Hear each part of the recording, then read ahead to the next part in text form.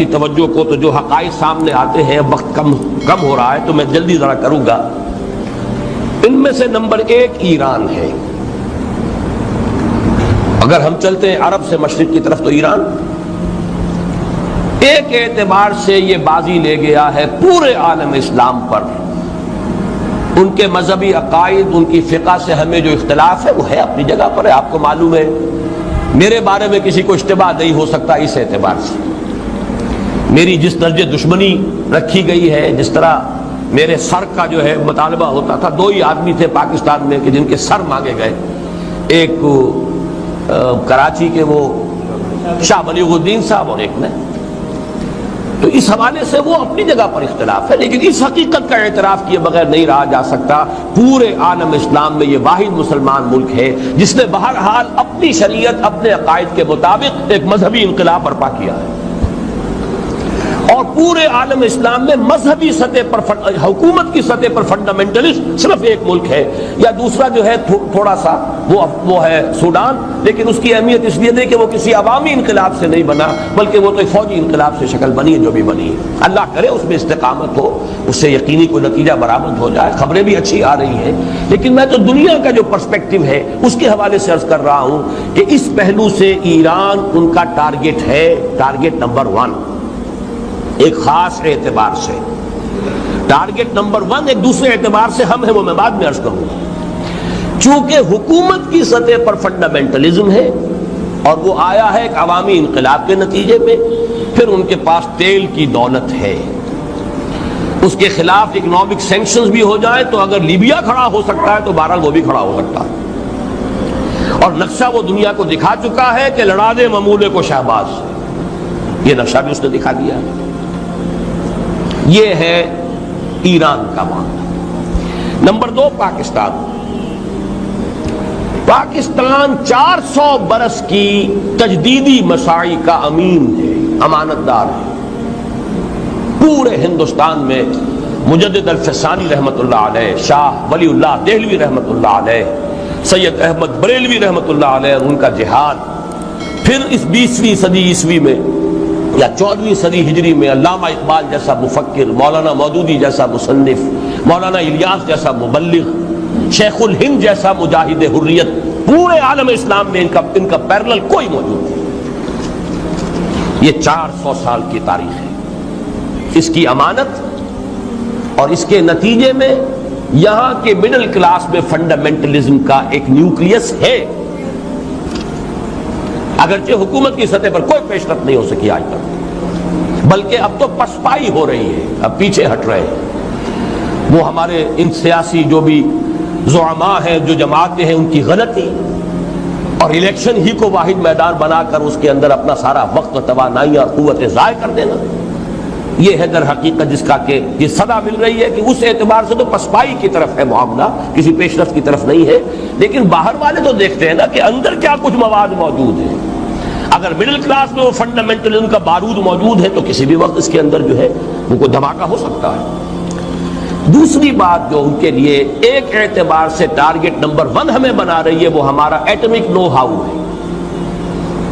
پورے عالم اسلام میں اور کسی کے پاس نہیں۔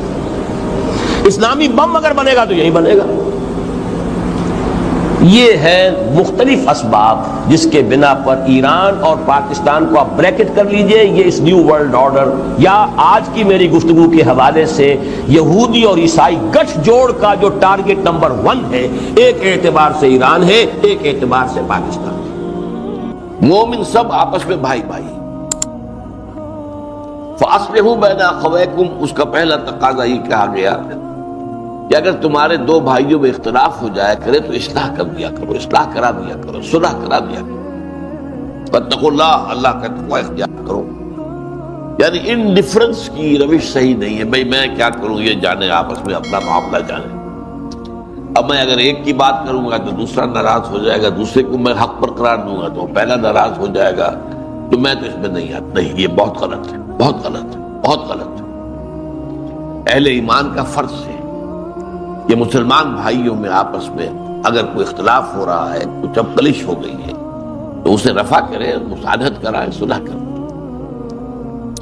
اس کے بعد پھر 6 احکام آئے، وہی لا والے۔ اہل ایمان تم میں سے کوئی مرد کچھ دوسرے مردوں کا تمسخر نہ کیا کرے، مذاق اڑانا، استہزاء۔ ہو سکتا ہے کہ جن کا مذاق اڑایا جا رہا ہے وہ مذاق اڑانے والوں سے بہتر ہو اللہ کی نگاہ میں۔ اب آپ نے کسی کا جسمانی عیب ہے اس پر مذاق اڑا دیا، یہ تو اللہ نے بنایا بھائی، اور کیا پتا کہ اس کے دل میں ایمان کتنا ہے، تمہارے اندر کتنا ہے، اللہ کی نگاہوں میں اس کا وزن زیادہ ہو، لہذا تمسخر نہیں، استہزاء نہیں۔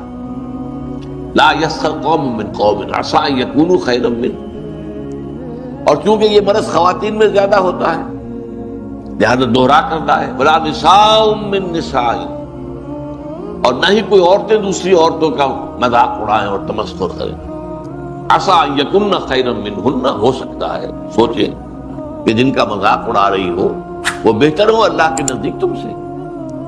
ان کے لباس کے اوپر فکرہ چست کر دیا، کوئی وقت کے فیشن کے مطابق نہیں ہے، یہ کوئی اور شکل ہے، تو یہ چیزیں ہوتی عورتوں میں زیادہ ہے مردوں سے، ورنہ عام طور پر صرف مذکر کے صیغے میں ایک بات آ گئی تو وہ مردوں سے بھی خطاب ہو گیا، عورتوں سے بھی ہو گیا، لیکن جہاں خاص معاملہ عورتوں کا ہو تو وہاں پر اس کو دوہرا کر لاتے ہیں۔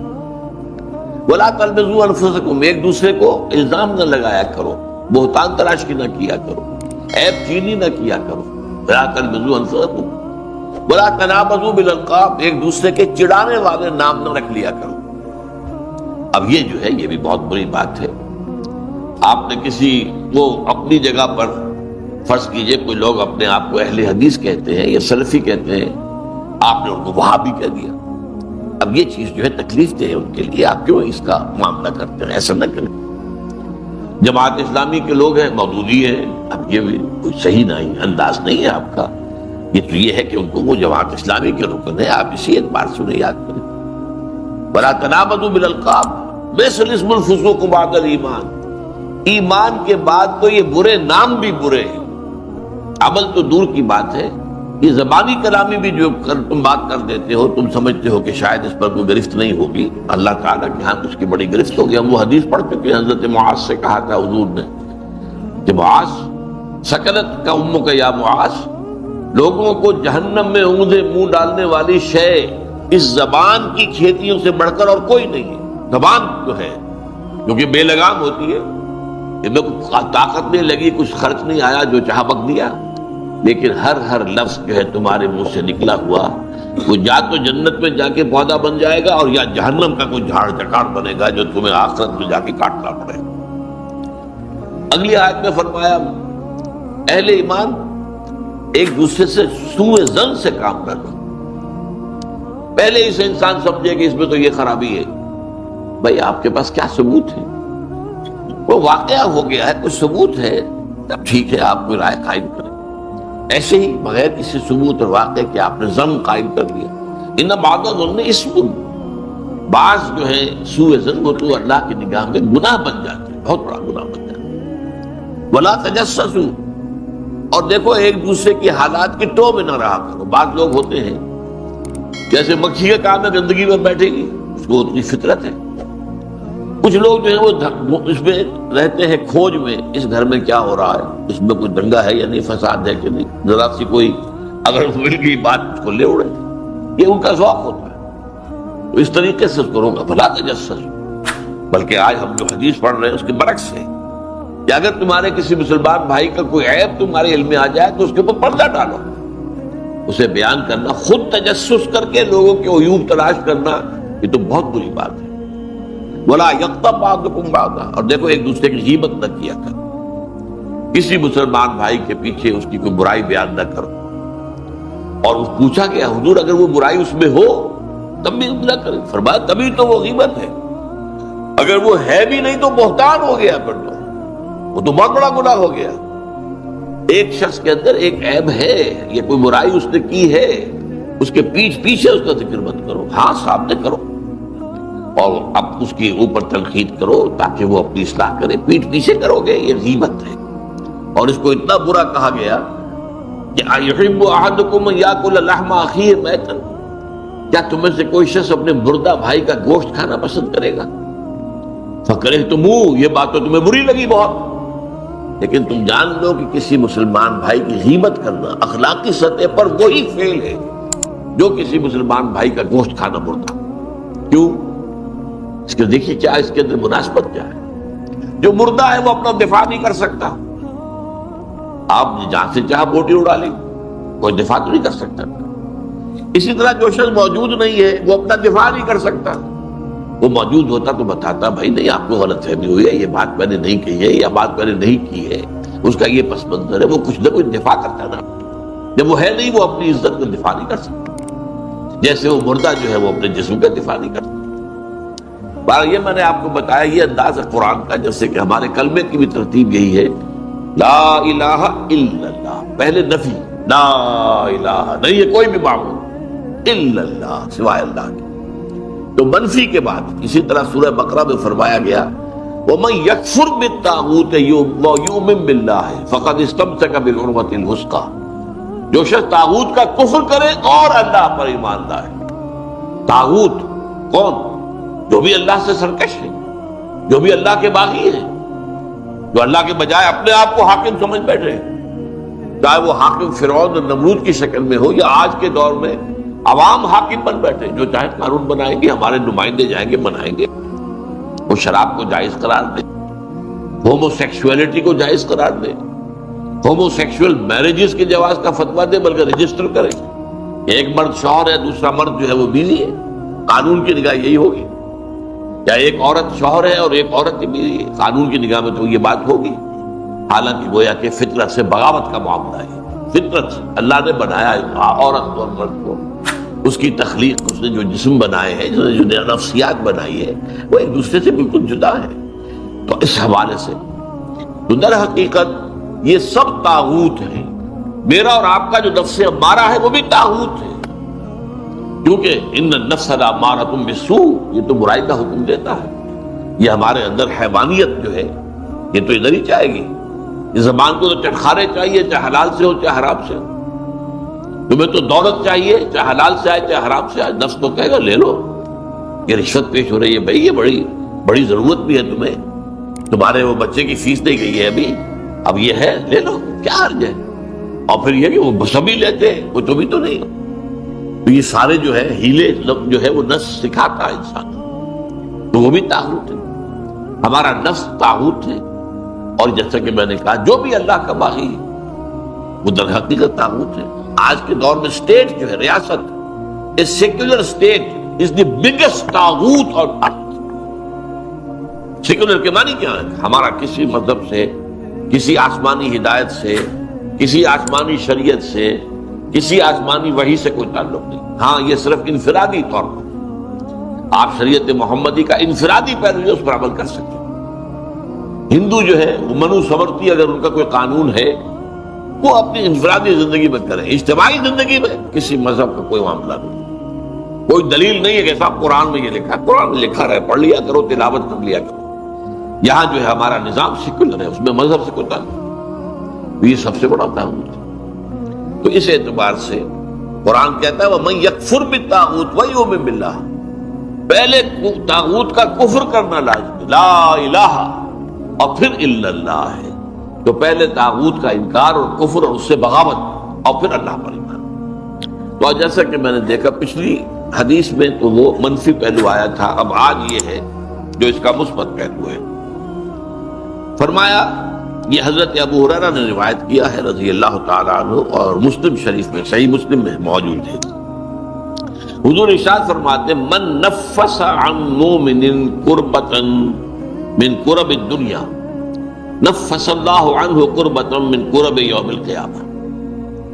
جس شخص نے کسی مومن کی دنیا کی سختیوں میں سے، دشواریوں میں سے کسی دشواری اور سختی کو دور کیا، اللہ تعالیٰ قیامت کے دن اس کی سختی اور دشواریوں کے اندر سے کمی کرے گا. یہاں اہل ایمان کے ساتھ اگر حسن سلوک کرو گے اس کا اجر اللہ کے ہاتھ دے گا. اللہ تعالیٰ وہ سختیاں جو ہے یوم القیامہ بڑی شدید جو احوال ہے، وہ جو کہا جاتا ہے روایتی طور پر کہ پسینہ جو ہے وہ گردنوں تک آیا ہوا ہوگا اور سورج جو ہے وہ سوا نیزے پر ہوگا. یہ چیزیں جو ہے بات کو سمجھانے کے لیے. بہرحال اس وقت کی سختیوں کو اللہ تعالیٰ جو ہے آسان کر دے گا اپنے اس بندے کے لیے جو مسلمان بھائی کی جس نے کسی سختی کو اور کسی تنگی کو اور کسی مشکل کو رفع کیا ہو۔ وَمَنْ يَسَّرَ عَلَى مُعْسِرٍ يَسَّرَهُ اللَّهُ عَلَيْهِ فِي الدُّنْيَا وَالْآخِرَةِ، اور جس نے آسانی پیدا کی کسی ایسے شخص پر، کسی ایسے مسلمان پر جو کسی مشکل میں ہے، تنگی میں ہے، مصیبت میں ہے، تنگ دستی بھی ہو سکتی ہے، تو اگر آپ کے اختیار میں ہے کہ آپ اس کی اس جو ہے تکلیف کے اندر آپ کمی کر سکیں اور اس کے لیے آسانی کا راستہ پیدا کریں، یا مثلاً آپ نے کسی کو قرض دیا تھا اور قرض کی ادائیگی کا وقت آ گیا، اس نے کہا تھا 2 سال کے بعد میں دے دوں گا واپس، اب اس کی پوزیشن نہیں ہے، وہ کسی ایسی حالت کے اندر ہے کہ ادا نہیں کر سکتا، تب آپ آسانی کریں، یہ نہ ہو کہ اس کے سر پر سوار ہو جائے، بلکہ یہ کہ آسانی کر دیں۔ قرآن مجید میں تو جہاں سود کی حرمت کا حکم آیا وہاں یہ بھی آیا ہے، وَإِن تَعْفُوا خَيْرٌ لَكُمْ۔ دیکھو، اگر ایک تو یہ کہ تمہارا مقروض جو ہے اگر نہیں دے سکتا تو اس کے لیے مہلت بڑھا دو، کوئی حرج نہیں، اور اگر معافی کر دو تو یہ سب سے بہتر ہے۔ آخر تمہارا مسلمان بھائی ہے، اس نے تم سے قرض لیا تھا، اور قرض ظاہر بات ہے آدمی دیتا ہے اپنی اضافی جو دولت ہے، جو بھی اس کے پاس بچت ہے اسی میں سے دے گا، اور وہ جو ہے اس کے بارے میں تو یہاں تک فرمایا سورہ بقرہ میں، یسألونک ماذا ينفقون قل العفو، اے نبی یہ آپ سے پوچھتے ہیں کتنا خرچ کریں ہم اللہ کی راہ میں، انفقوا انفقوا انفقوا انفقوا، تکرار تو بہت ہو، کتنا؟ فرمایا جو بھی تمہاری ضرورت سے زائدہ دے دو، لیکن یہ روحانی تقاضا ہے، یہ قانونی تقاضا نہیں ہے۔ قانونی تقاضا بعض لوگوں نے اس کو قانونی بنا دیا اور اس رائے پر پہنچ گیا، ان میں حضرت ابو ذر غفاری رضی اللہ تعالیٰ عنہ جیسے جلیل القدر صحابی بھی تھے، کہ کوئی سونا چاندی اپنے پاس رکھنا مطلقاً حرام نہیں۔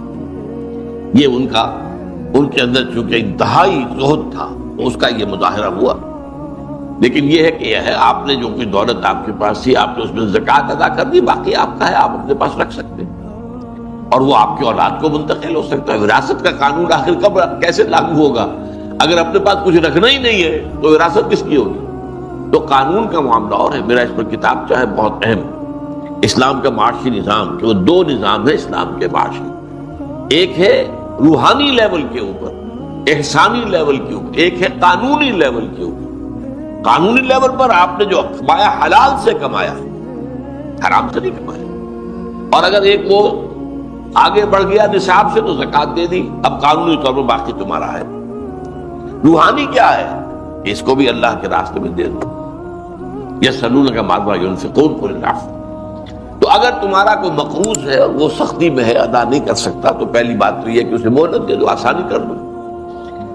وَمَنْ يَسَّرَ عَلَى مُعْسِرٍ، اور اگر اس سے بھی آگے جیسا کہ میں نے بتایا سورہ بقرہ میں آیا ہے، اگر معافی کر دو تو تمہارے لیے بہت ہی بہتر ہے، بہت بڑی کمائی، بہت بڑی نیکی بن جائے گی۔ یسر اللہ علیہ فی الدنیا والآخرہ، تو جو شخص اپنے کسی مومن بھائی کی کسی تنگی کو، سختی کو میں نرمی میں بدلے گا تو اللہ تعالیٰ دنیا اور آخرت میں اس کے لیے آسانیاں پیدا کر دیں گے۔ وَمَنْ سَتَرَ مُسْلِمًا سَتَرَهُ اللَّهُ فِي الدُّنْيَا وَالْآخِرَةِ، اور جس شخص نے کسی مومن کی عیب پوشی کی، ایک عیب ہے آپ کی نظر میں آ گیا ہے، تجسس تو آپ نے نہیں کرنا، خود تو تلاش نہیں کرنا، خود جو ہے اس کے لیے آپ ٹوہ میں لگے رہے، نہیں یہ تو آ گیا، وہ میں نے حضرت آپ کو آیت سنا دی، وَلَا تَجَسَّسُوا۔ اب ایک چیز ہے آئی گئی ہے آپ کے سامنے، پردہ ڈالو، یہ نہیں کہ اس کا ڈھنڈورا پیٹ دو، اس کا جو ہے لوگوں کے اندر چرچا کر دو، نہیں، اللہ تعالیٰ کو یہ پسند نہیں ہے۔ ان تشیع الفاحشہ، یہ کوئی شے جو ہے وہ شائع ہو جائے، پھیل جائے، اگر کوئی چیز ایسی ہے اسے رکھو اپنے پاس، آگے بیان نہ کرو، آگے مت بڑھاؤ اس کو۔ وَمَنْ سَتَرَ مُسْلِمًا سَتَرَهُ اللَّهُ فِي الدُّنْيَا وَالْآخِرَةِ، جو کسی مسلمان کی ستر پوشی کرے گا، عیب پوشی کرے گا، اللہ تعالیٰ اس کے عیوب پر پردہ ڈالے گا آخرت کے اندر، دنیا میں بھی آخرت میں بھی۔ دنیا میں بھی اللہ تعالیٰ نقد یہ جگہ بدلہ دے گا، آخر تمہارے اندر بھی تو کوئی عیب ہے نا، بے عیب تو ذات اللہ کی ہے، کون ہے جس میں کوئی خطا نہیں ہے، کوئی کمی نہیں ہے؟ وہ حدیث بھی یاد کر لیجئے، کل بنی آدم خطاؤن وخیر الخطائین التوابون، تمام بنی آدم نہایت خطا کار ہیں، ان خطا کاروں میں بہتر وہ لوگ ہیں جو توبہ کرتے ہیں، پلٹ جائیں، رجوع کریں، گناہ پر اصرار نہ کریں، ڈیرا ڈال کر بیٹھ نہ جائیں، جیسے مثال میں دیا کرتا ہوں، اگر کہیں بارش ہوئی ہوئی ہے، کیچڑ ہے، آپ جا رہے ہیں تو آپ کا پاؤں جو ہے پھسلا، آپ گر گئے تو پڑے تو نہیں رہتے نا، وہاں فوراً اٹھتے۔ تو جو لوگ بھی اس طریقے سے کہیں لغزش ہو گئی ہے نفس کی وجہ سے، کسی اور کوئی حالات جو ہے ماحول کے اثرات کے تحت آپ سے کوئی گناہ سرزد ہو گیا ہے، تو فوراً توبہ کرو اللہ کی طرف۔ اور اس پر سورہ نساء میں فرمایا ہے کہ اگر فوراً توبہ کرو گے تو اللہ تعالیٰ کے ذمے واجب ہے تمہاری توبہ کو قبول کرنا۔ انما التوبۃ علی اللہ للذین، ان لوگوں کے حق میں یعملون السوء بجہالۃ ثم یتوبون عن قریب، اگر بالکل جلدی فوری طور پر جو ہے جذبات کے رو میں کام غلط میں کر بیٹھا ہے، اللہ معاف فرما، تو یہ چیز جو ہے اللہ تعالیٰ پھر معاف کرنے والا ہے۔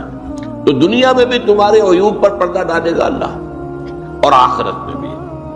واللہ فی عون العبد ما کان العبد فی عون اخیہ، اس قدر پیارے یہ جو تعلیمات ہیں آپ اندازہ کیجیے اس قدر عمدہ اور جامع الفاظ کے اندر۔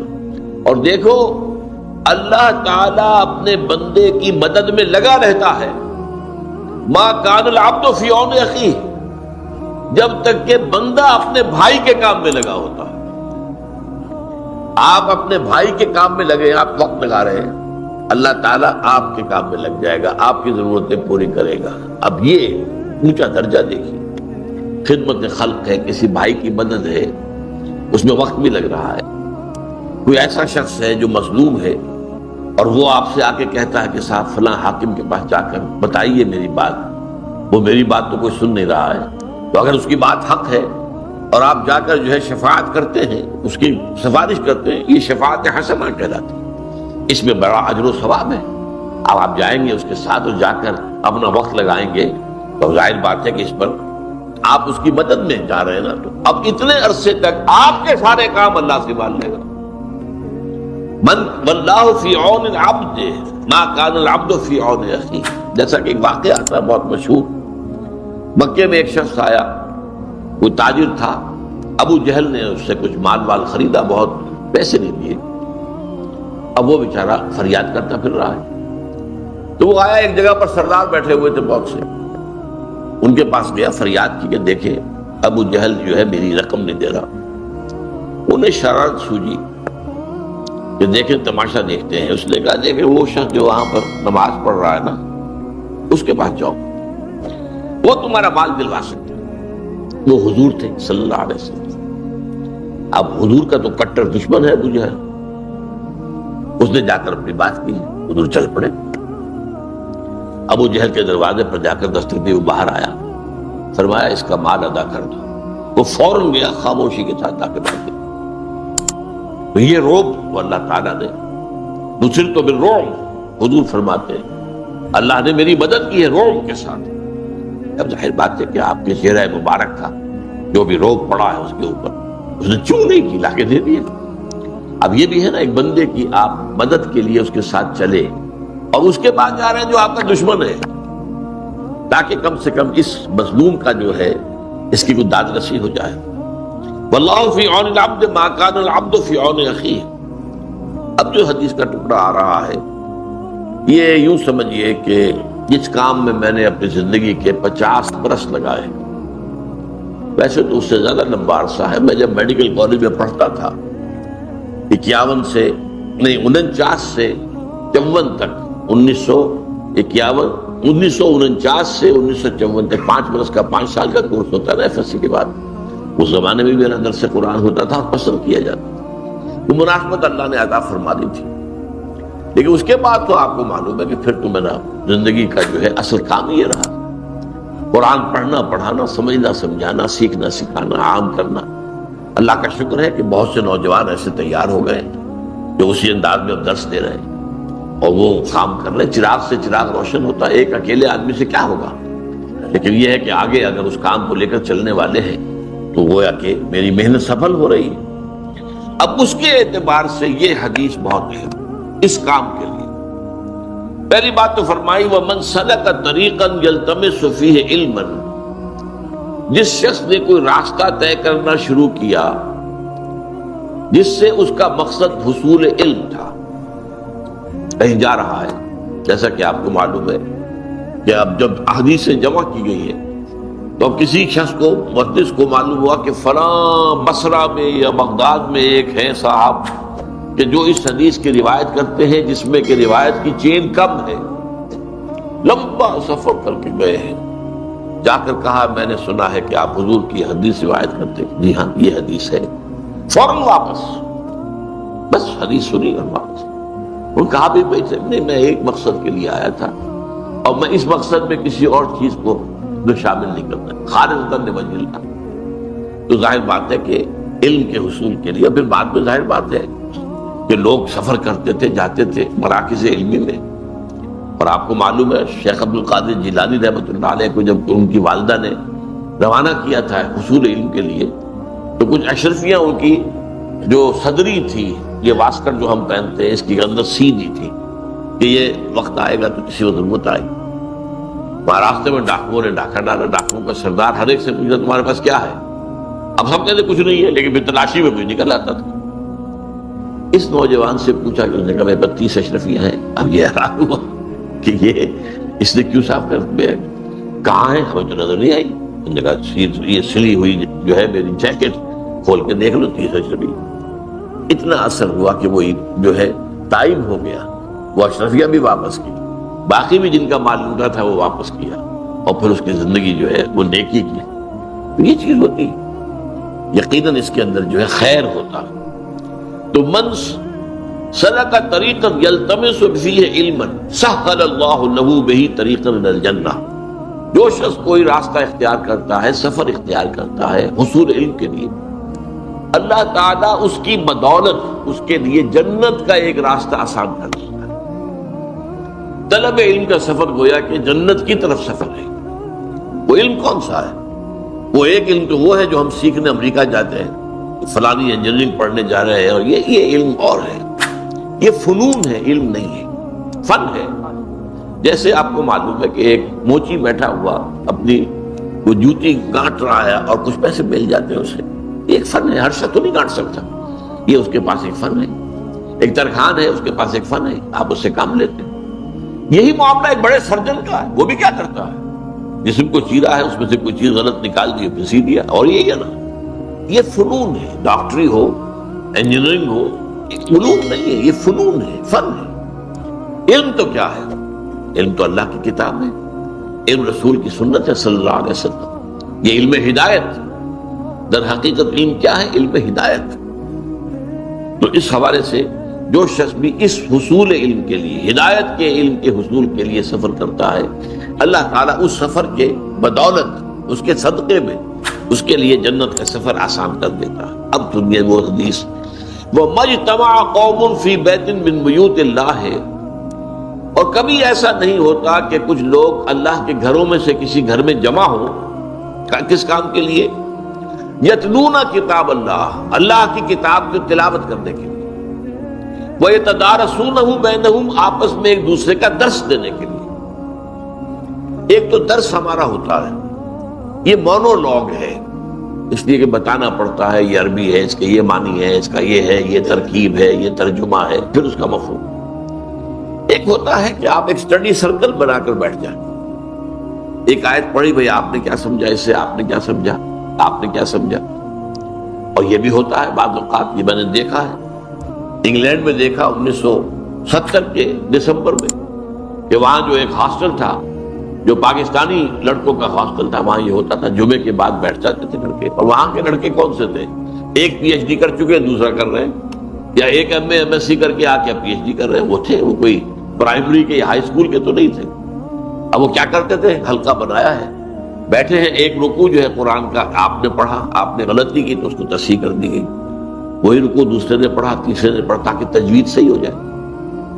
پھر ان کے ذمہ یہ ہوتا تھا کہ تم فلاں تفسیر پڑھ کے آنا، تم فلاں تفسیر پڑھ کے آنا، تم فلاں تفسیر پڑھ کے آنا، تم فلاں تفسیر، اور اپنا اپنا بیان کر۔ تو اسے ہم کہیں گے اسٹڈی سرکل۔ یہ تدارس ہے، ایک ہے درس اور یہ ہے تدارس۔ تو فرمایا کہ جب وہ اللہ کے گھروں میں سے کسی گھر میں جمع ہو اللہ کی کتاب کو پڑھنے کے لیے اور آپس میں باہم ایک دوسرے کو سمجھنے سمجھانے کے لیے، تو کیا ہوتا ہے؟ الا نزلت علیہم السکینہ، ان پر سکینت نازل ہوتی ہے اللہ کی طرف سے، سکون، اطمینان۔ جو ایمان کا اصل حاصل کیا؟ امن. امن ایمان سے ہے. اسی لیے جب نیا چاند دیکھتے تھے حضور، مہینے کا نیا چاند، تو کیا کہتے تھے؟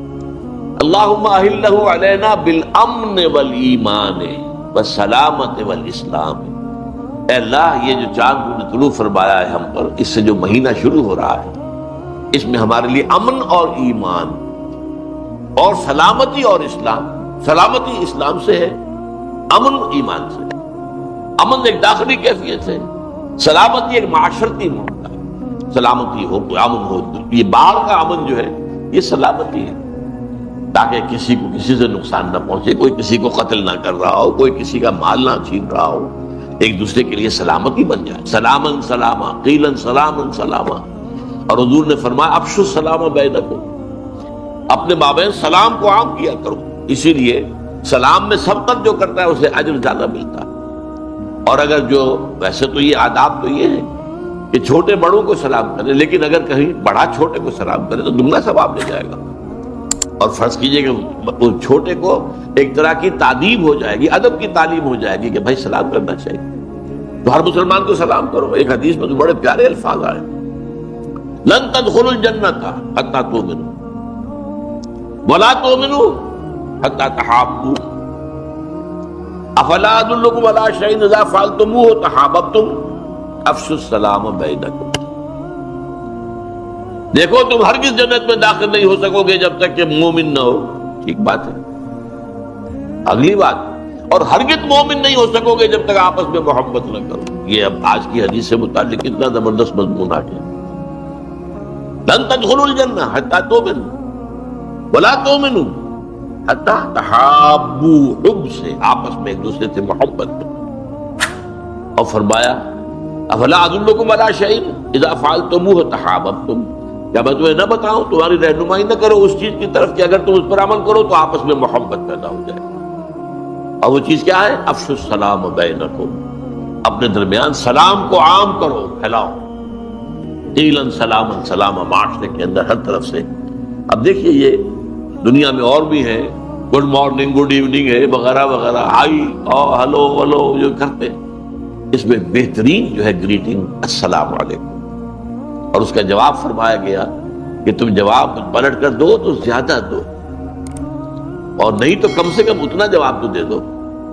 بعض لوگ جو ہیں وہ اپنے وہ تکبر میں سلام کیا کسی نے، بس سر ہلا دیا.